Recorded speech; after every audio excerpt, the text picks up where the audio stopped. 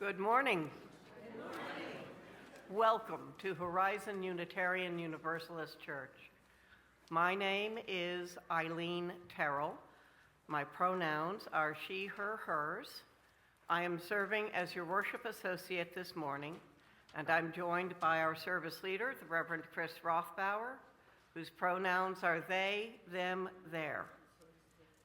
We are excited to welcome you to our worship service this morning. We're so glad to have you with us today. Whether you're joining us in person or online, whether you're here for the first time or whether you've been here for longer than you can remember. Here at Horizon, we welcome people of all faiths and of no faith in particular. Whomever you are, whomever you love, wherever you are on your journey, you are welcome among us. Please be our guest after the service for coffee and conversation in the fellowship hall. Also, as a community, we welcome the sharing of joys, sorrows, and concerns. You are welcome to fill out a joys and sorrows slip on the table near the Welcome Center, in the pockets of the chairs, and on the joys and sorrows table in front of the sanctuary. And you are welcome to light a candle. This can be done at any time before the service or in service from the beginning through the Offertory. Our call to worship this morning is from Scott Taylor. We gather as a house of stories. As we learn of those who have gone before, the way in front of us becomes clearer.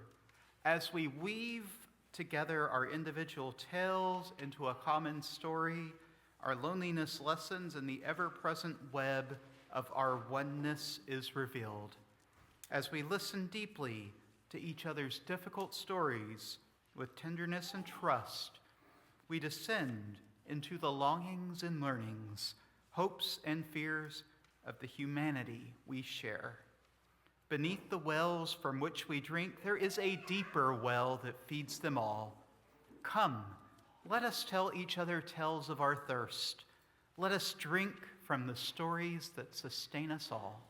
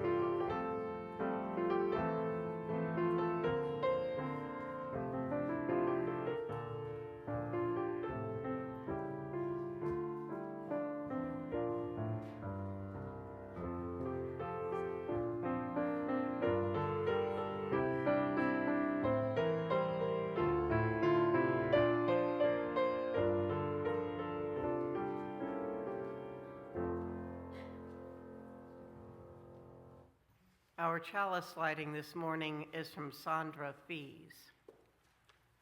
For the stories that long to be told and retold, for the stories that long to be imagined and reimagined, for the stories that long to be envisioned and celebrated, we kindle this chalice.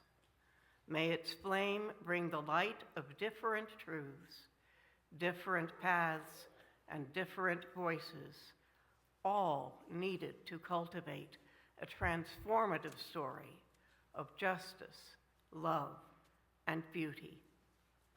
And now please join me in our affirmation, which is printed on the back of your order of service and projected on the screen.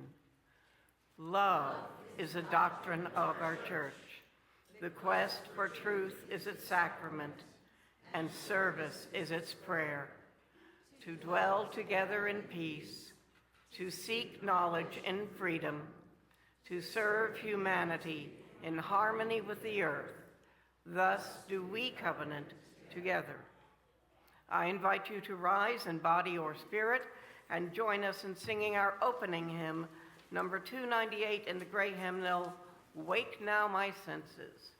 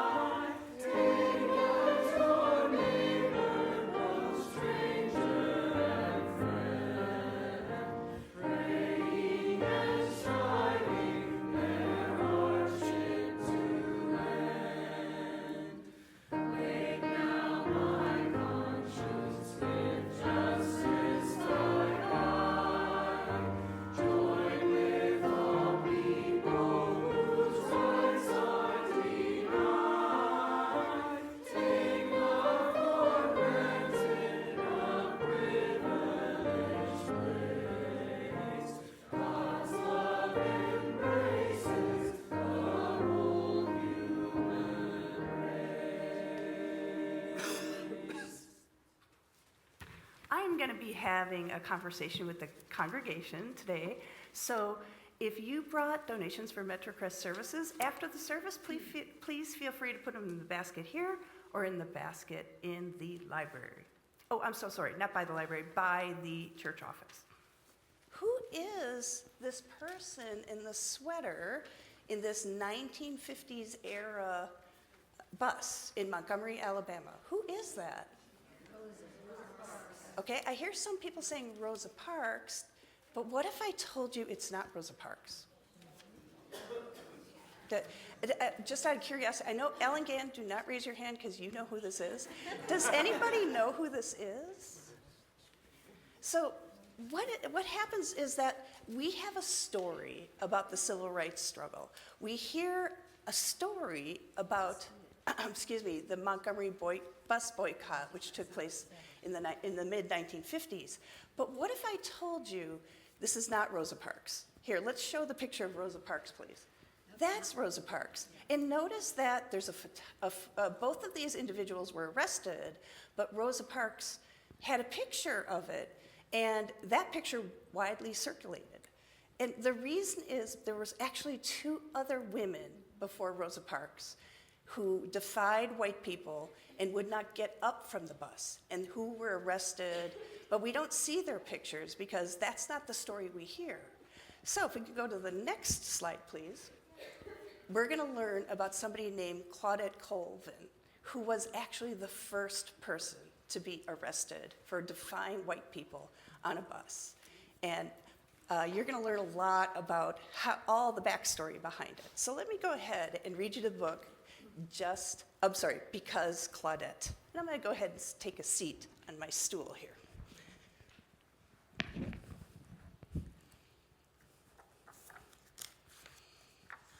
And the pictures will be displayed behind me, so no one needs to come up close. So, because 15-year-old Claudette Colvin didn't give up her seat on the bus for a white person, on March 2nd, 1955, she was arrested. Remember, Rosa Parks wasn't arrested until December 5th, 1955. Because she was arrested, she asked a lawyer named Fred Gray for help. Mr. Gray wanted to know more about Claudette, so he asked fellow activist Rosa Parks to meet with her. Now, I bet you recognize that name, don't you? Because Ms. Parks was a member of the civil rights group, the National Association for the Advancement of Colored People, or NAACP, she invited Claudette to one of their youth meetings. Claudette liked the meetings and kept going. Some nights the meetings ran late. When that happened, Claudette stayed at Mrs. Parks' home. Claudette chatted while Mrs. Parks sewed, and the two became friends. This was a good thing because Claudette's classmates were upset with her for causing trouble, and Claudette found herself more and more alone. But Claudette was not alone because she had studied Sojourner Truth and Harriet Tubman and Frederick Douglass at school. She learned how they worked hard to cause trouble so black people would be treated fairly. That year, Aurelia Browder, Mary Louise Smith, Susie McDonald, and Rosa Parks also caused trouble when they said no to giving up their bus seats. By the way, Aurelia was number 2 to be arrested. Because of them, Claudette wasn't truly alone. People had enough of the unfair bus laws, so many came to Montgomery, Alabama to talk about what they could do. Because the meetings were organized by churches, many preachers came too. One was a relatively unknown young preacher named Martin Luther King Jr. Because Dr. King was an electric speaker, he got people excited to take action. They decided on a bus boycott. So notice that the bus boycott happened after Claudette got arrested on the bus. Professor Joanne Robinson was ready to organize it. A year before, she had tried and failed to get W.A. Gale, the mayor of Montgomery, to change the bus law. Because churches could pass out flyers on Sunday, wow, can you imagine that? The boycott was planned for Monday, December 5th. When the boycott began, many people needed to travel far, so car rides were arranged. Because there were not enough cars for everyone, a lot of people walked. As shoes got worn down, people all over the country sent donations. Because Mayor Gale still refused to change the law, Fred Gray challenged it in court. Because Claudette was impressive and engaging, Mr. Gray asked her to be the final witness on the stand. Claudette was so convincing, the judges ordered a change to the bus laws. When the city and the state refused to follow the court's orders, the boycott went on for many, many months. And then the case went to the Alabama Supreme Court. Those judges agreed that the bus laws needed to be changed. Mayor Gale challenged the rule again, but the court forced him to comply. Because of that, on December 20th, 1956, like a whole year later, the bus boycott ended. And Claudette learned about it, like most other people, from reading the morning news. Paper, that is. On December 21st, 1956, anyone could sit wherever they liked on the bus. And it all happened because of Claudette. And there's this neat slide I found online, which talks about Claudette. I did some research about Claudette. Claudette was just a high school student. She was 15 years old. She was inspired by activists that came before, but no one went up to her and said, "Hey, Claudette, would you join in on this bus boycott?" She actually sparked the movement. And one of the reasons that we only know about Rosa Parks is because it took 3 times for people to see how valuable a bus boycott was going to be. So because of Claudette, we had the Montgomery bus boycott, and black people were finally free to sit wherever they wanted to on a bus. So I appreciate you listening to the story today. Steve and I lived in Montgomery for years, and I didn't learn about Claudette until I visited the National Civil Rights Museum in Memphis. I mean, I can't believe I hadn't heard about her before, but now you have. So thank you so much. Our children that are 6 and under are going to be going to childcare with our caregivers, and I'm taking kids in the purple classroom. Okay? Thank you so much. Let's go ahead and sing us all out.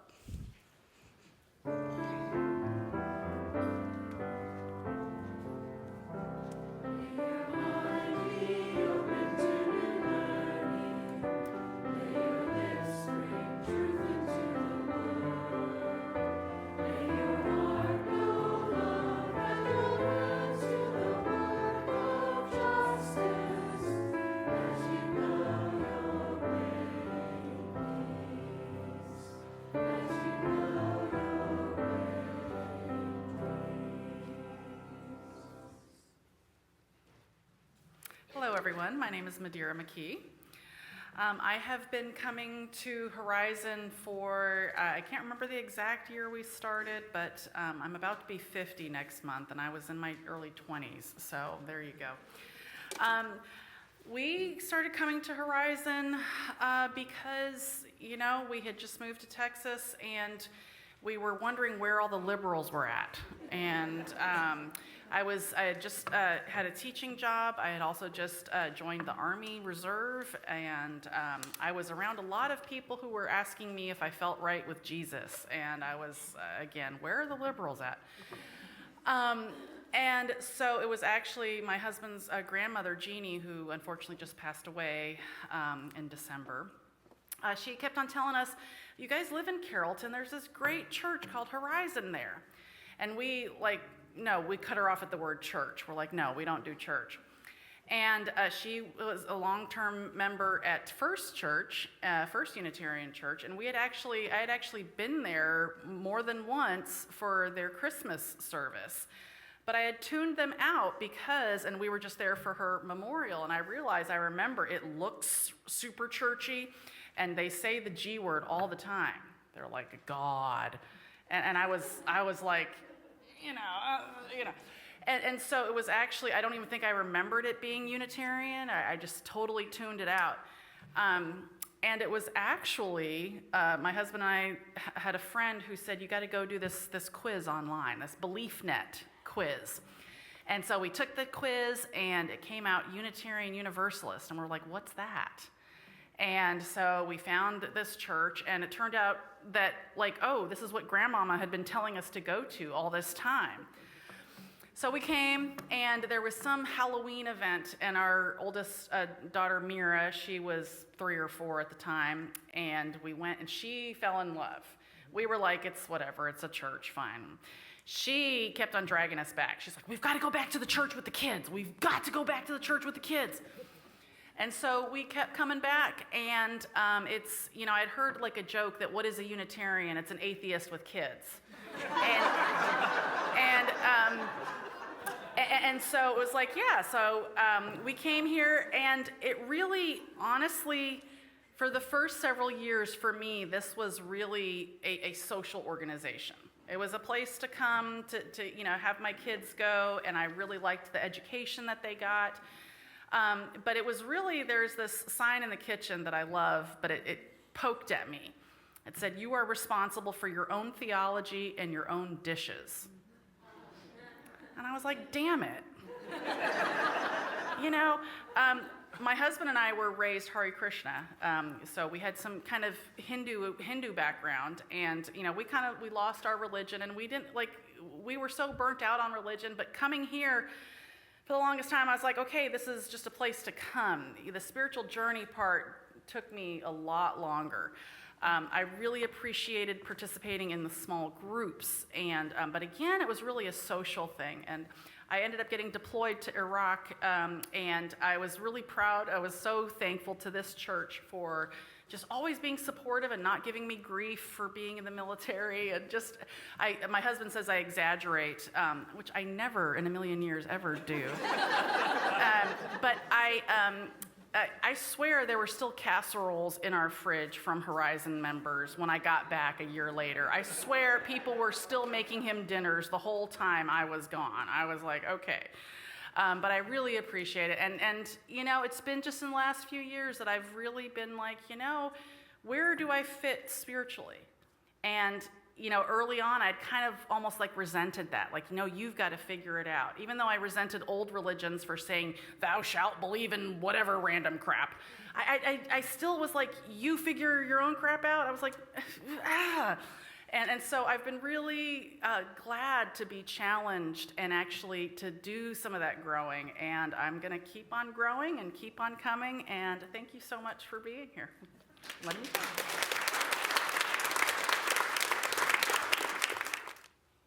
We know that our financial contributions to this congregation come from sacrifice and hard work.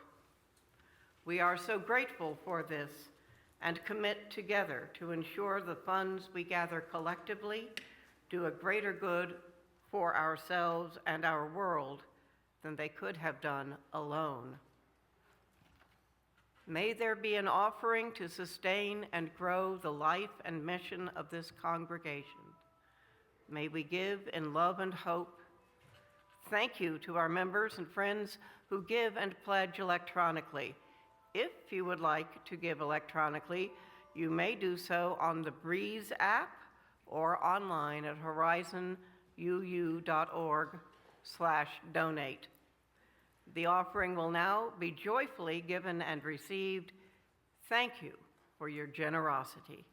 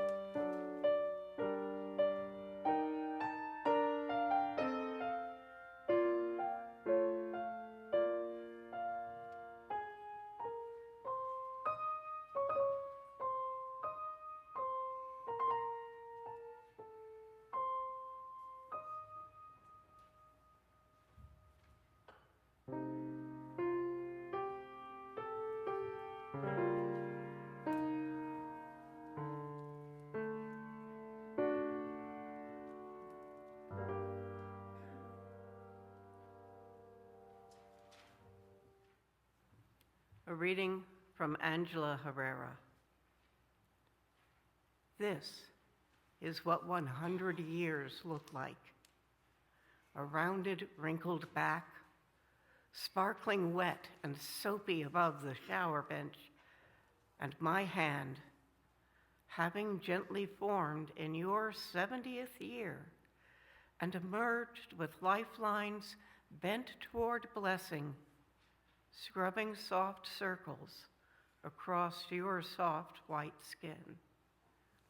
I drag the cloth beneath your arms, silently blessing each bend and crease of breasts and belly whose curves were determined in the womb of my great-great-grandmother. When you are dry and warm, 100 mantras of gratitude sweep over my heart, that I am the one standing in the frosted light, rubbing wisps of fragrant talcum into each sweet fold. Tomorrow I return to Boston, and you'll keep on in your chair by the picture window looking down into Seattle. You are too old to tell your stories now, and have all but ceased speaking your "thank you, honeys," like Jim's at a silent retreat. But the stories have become me, the lifelines that led to my lifelines, and your name was mine long before I was dreamed and was born. For now, there's no reason to talk. I adorn you with perfume and color, powder, lipstick, rouge. We get out the pearls. Looking down at your toenails with a fresh coat of glittery red, you erupt into laughter. Will you have to take it off? All day I kiss you, as often as I can, without making you suspicious that I'm saying goodbye, knowing that when you're gone, I will rise a generation, and as storylines are lifelines, I too shall pass them on. If you've come to hear a few of my sermons, you'll know that I often derive my stories and my readings from really eclectic sources, and today is no exception. Because you see, when I was a kid, I saved up enough proofs of purchase from Pop-Tarts boxes to purchase a special they were offering if you ate enough toaster pastries. A VHS of a comedy special produced exclusively for Pop-Tarts. I watched that tape so many times as a kid because it was hosted by Paula Poundstone. Now, Poundstone was an up-and-comer in the early 90s, but never quite found the success of some of her peers at the time. But to me, in my early adolescence, she was just edgy enough to catch my interest without being offensive. And I loved her many stories about life with her cats, and the fact that if you went to one of her shows and sat in the front, you were probably going to become part of the act. But there is one joke on that tape that stuck with me more than others. Poundstone was reflecting on how so much history she learned as a kid was just a lie. The teacher used to tell us that Columbus discovered America, she said. But then the same teacher would tell us that the Native Americans were already here and the Vikings had come and gone. So she objected. Wouldn't that mean Columbus didn't discover America? No. He discovered it for Spain. Poundstone said half-jokingly that she spent much of her childhood in fear that a random Spanish guy would show up at her house and just walk in asking whether he was the first one here. Well, no, I'm here. No. Am I the first one here from Spain?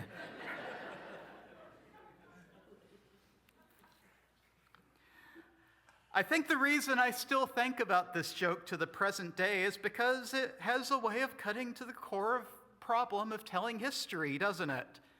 Every historical narrative has a bias. And the saying goes, the tale that most of us hear is often written by the victor in any particular situation.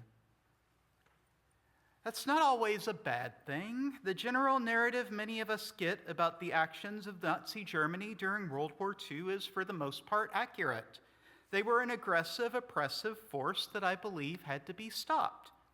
But even that story leaves out details that make the United States and the other allies look a whole lot better than they deserved, such as the fact that many in the United States knew about the Holocaust and either didn't care or chose to remain silent, or the fact that Hitler had a lot of support in mainstream white America prior to the United States entering the war, or the reality that we didn't enter the war for any noble humanitarian reason, but only because Germany declared war on us following the Japanese attack on Pearl Harbor.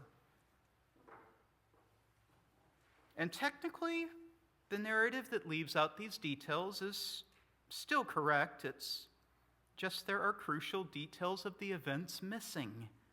As a history professor once told me, any historical narrative, even the ones most seeking to be objective, inevitably stress the events that the historian wants to emphasize, while de-emphasizing or ignoring those events that do not contribute to the tale they want to tell.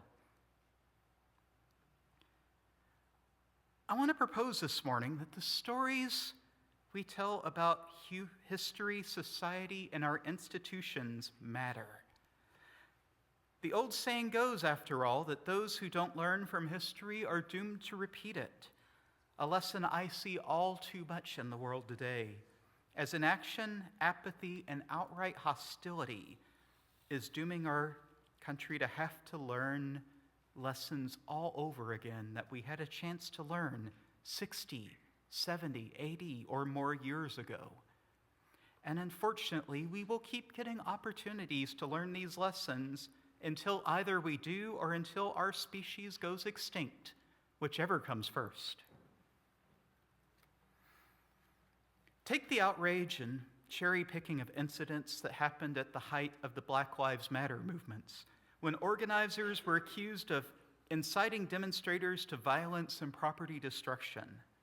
There is more than one pundit who compared this generation's activists to the peaceful protests advocated by the Reverend Dr. Martin Luther King Jr.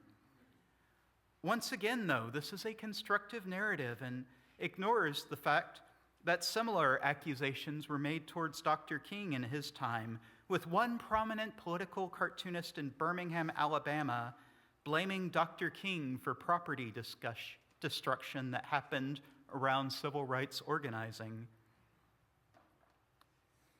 Instead of blame, we could analyze the historical narrative for the why, echoing Dr. King himself, who said that riots were the language of the unheard. Now, Dr. King didn't condone violence, but he understood it. What lessons about the present could we learn if we could hear those stories, learning about how people will react when they feel downtrodden and invisible? Lessons that we will undoubtedly have more opportunities to learn. Dr. King once said, "Instead of making history, we are made by history." Every one of us here is made by the stories we tell about the past, both our person and our collective past, that influence and color how we see the world.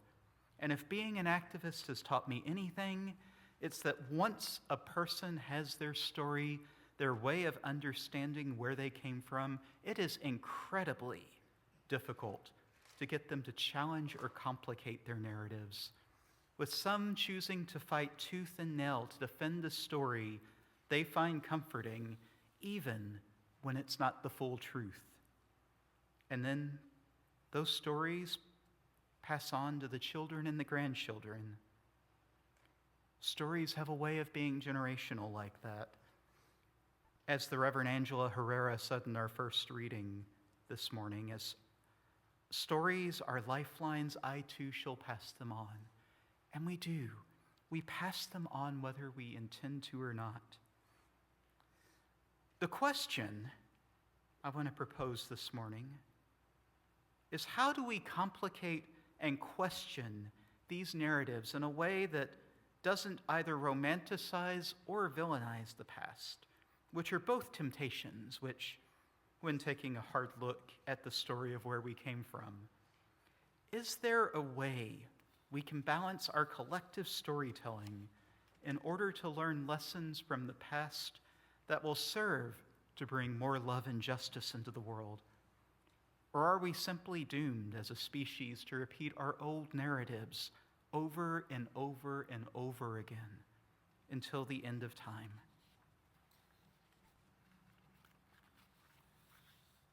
And I invite you to join me in our doxology. You'll find the words projected on the screen.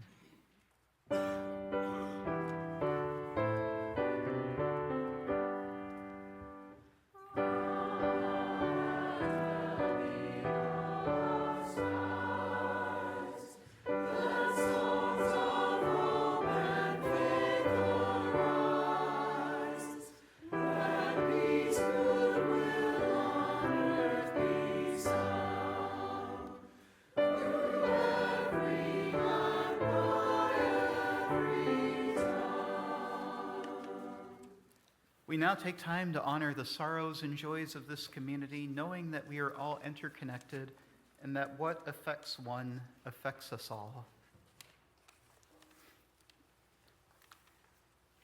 Angela shares a sorrow in loving memory of my dog Magic, who passed away this day in 2015. She will always live on in my heart.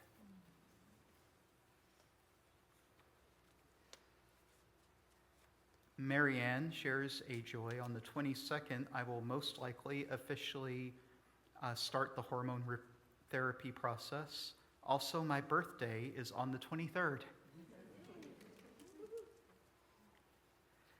And we light a candle this morning to honor all the joys and sorrows which have gone unspoken and reside only in our hearts.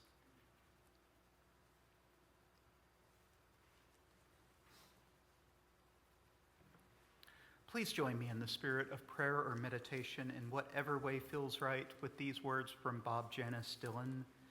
It will be followed by a moment of silence, which will be broken by our responsive hymn, number 1058 in the Teal hymnal, Be Ours a Religion. Eternal Spirit of life, we come together today, grateful to be a part of the great story. What a magnificent story it is. From the whirling of the stars to the evolution of humanity, from the achievements of nations to family life around the table, there is much in our world to astound us, disturb us, and bring us peace. We are part of a story much too large and complicated for us to fully understand. We appreciate that. But we also know that we have reason to know our portion. We have within us a great striving for fairness, a thirst for justice. We feel it in our bones when something is wrong. And we have lodged in our memory the dream of the right. We don't know how this story will end, though we live aware that our own individual story will end. But we know we have a chance, while we are here, to serve beauty and dignity and truth and basic kindness into this great story, into this great tapestry of natural beauty and human endeavor.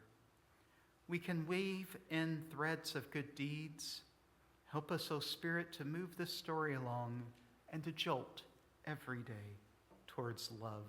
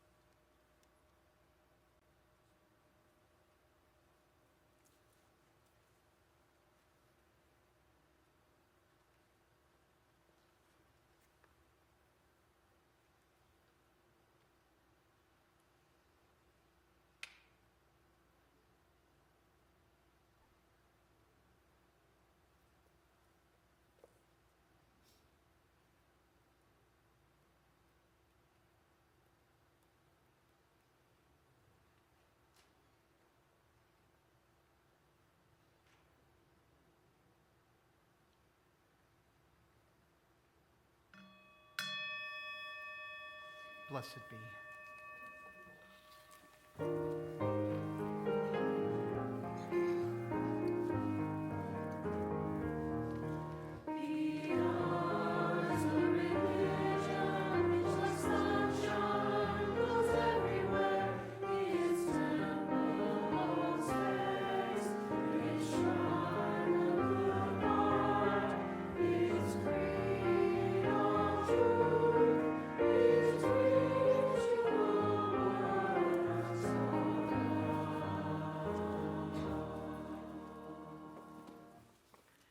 A reading from Adrienne Marie Brown. Anyone who's organized for any period of time, we learn very quickly that if we don't have a story that people can see themselves a part of, it doesn't matter how good our data and our facts are right. People are not going to radically change. When the storms of life are raging, stand by me. When the storms of life are raging, stand by me. When the world is tossing me like a ship upon the sea, thou who rulest wind and water, stand by me. In the midst of faults and failures, stand by me. In the midst of faults and failures, stand by me. When I do the best I can, and my friends misunderstand, thou who knowest all about me, stand by me. In the midst of persecution, stand by me. In the midst of persecution, stand by me. When my foes in battle array undertake to stop my way, thou who never lost a battle, thou who knowest all about me, thou who rulest wind and water, stand by me.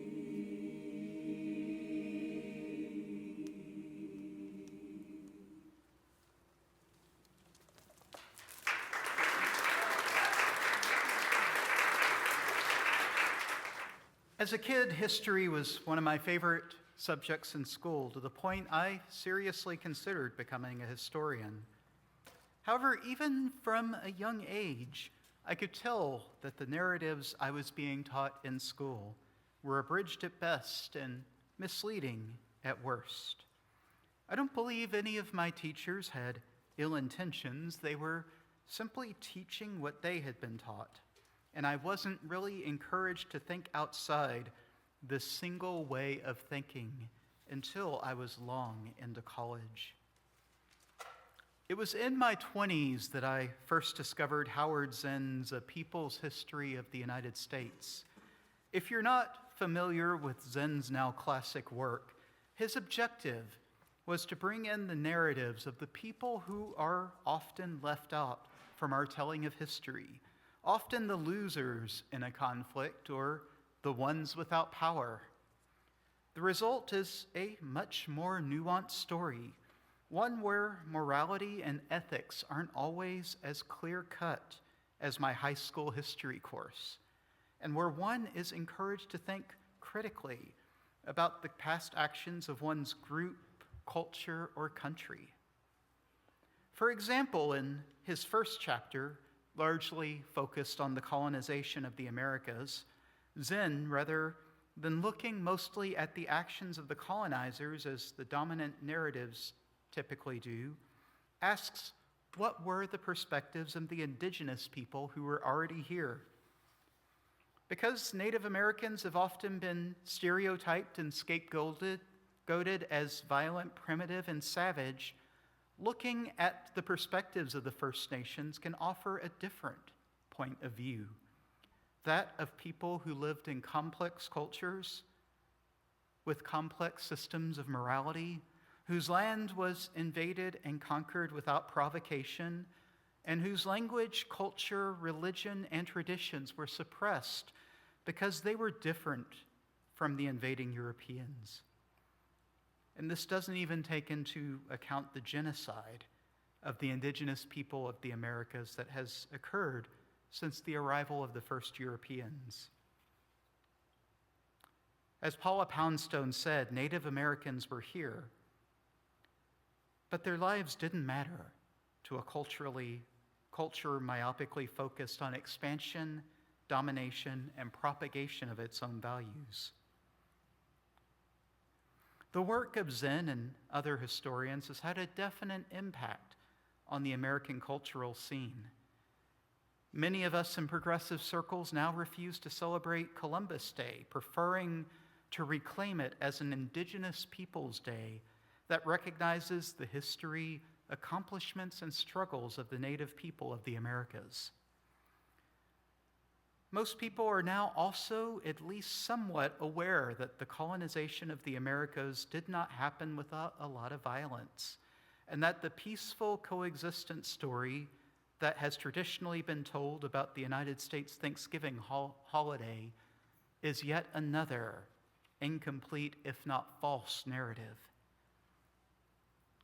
That's not to say these complicating narratives are 100% accepted today. There's still quite a bit of pushback from people who think that telling these histories only makes the descendants of the colonizers feel guilty. However, at their best, complicating these narratives offers a more nuanced picture of history than we can hopefully learn from and avoid the mistakes of the past.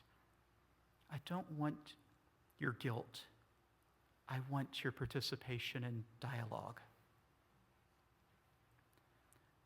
The rule of thumb as a historian, a very amateur one, a philosopher, and a minister is that one of the best questions you can ask is whose story isn't being told in a particular narrative.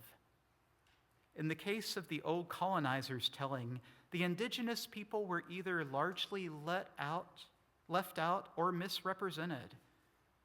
This question can extend to stories told by virtually any institution. For example, in one congregation I served, there was a parlor that was jokingly referred to as the room of old dead white men because it had about a half dozen paintings of former ministers of the church, all white men, all dead. It was a joke, of course, but it also gave a clue to an old tension in the narrative of the church. The accomplishments of women and people of color were often invisible. Where were the pictures of the minister's wife who stood and greeted at the door during segregation to make sure black people were admitted to the church? Where was their first woman minister? It had been about 15 years since she'd served. Where were the people of color? And there were more than one. Today, there are pictures of the women who had served the church in that room, and the congregation proudly talks about its recent history of ministers, many of whom were not white men. It's not that they erased the white men, but that they complemented it by asking who wasn't there. You may be agreeing with me, but wondering how this practicing of restoring our world affects us. I would argue that the stories we tell shape how we see ourselves. I'm told time and time again by visitors of this church that the reason they keep coming is because they see people like them here. And it's not that there aren't people who are different than them, of course. God, if there is only one type of person here, I bet I'd be preaching to a room of 5. But I would argue that the stories we tell shape how we see ourselves. If I see my past as perfect and blameless, I'm less likely to take action because I'm less likely to question whether the present is any better. If I can tell an inclusive story, though, I'm more likely to look for ways to make the world a better place. Let me give you an example in this church that I often tell. You might have noticed that that room of old dead white men that I talked about was all ministers. What impressed me about Horizon from the beginning was that the name Marty Robinson was told in the history before any minister. Dennis Hamilton only came a year later, but I heard that name, Marty Robinson, before I heard anything about Dennis. And that impressed me. That impressed me that a woman who put her heart and soul and whose accomplishments could have easily been overlooked is the number one name in our history and continues to be in the telling of it in starting point classes. As organizer Adrienne Marie Brown said in our second reading this morning, anyone who's organized for any period of time, we learn quickly that if we don't have a story that people can see themselves a part of, it doesn't matter how good our data and our facts are, people are not going to radically change. Stories bring to life what has been and what could be. If we hope to radically change the world, we need stories of how things have been that include people who have so often been left out of the narrative. More than this, though, these stories of the past ask us to consider what the future would be. We need stories of how things could be. I don't believe, as some theologians do, that we live in the best of all possible worlds. It's just really a convenient story to keep us from having to change, isn't it? I believe our country and our institutions are capable of so much more than what we're living into. What would our world be like if we wrote stories of how things could be? Some already do this. The late science fiction writer Octavia Butler was famous for using her stories as sites of social change. And Martin Luther King Jr.'s I Have a Dream speech is another such example. Now, King was not naive. He knew he was envisioning a future that had not come about, and despite widespread misuse of the speech today, still hasn't happened. But he wanted us to imagine what could be. That's why the speech is so powerful. It asks us to live into a better world where we don't need to struggle for justice. What are the stories that we're going to tell this year? Will they be stories of woe is me that assumes this is the best of all possible worlds? Or will they be stories that ask us in our institutions, in our country, in our world, to live into a vision, a more just vision, a more loving vision, a more compassionate vision?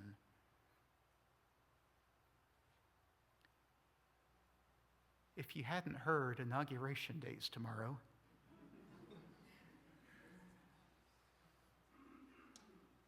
And it would have been very easy for this sermon to be full of narratives of despair, and sometimes those narratives need to be told. I did it myself the first Sunday after Election Day. But I don't want you to give in to those narratives, to assume that they are the way that things have to be. I don't want you to stick your head in the ground either, though. But I invite us to imagine what the world could be like over the next 4 years if we live into a better story. We won't deny there will be rough patches. We won't deny the uphill battle, but we'll ask, what could happen if humans are willing to change our stories, to make room at the table for the narratives of those who have been left out?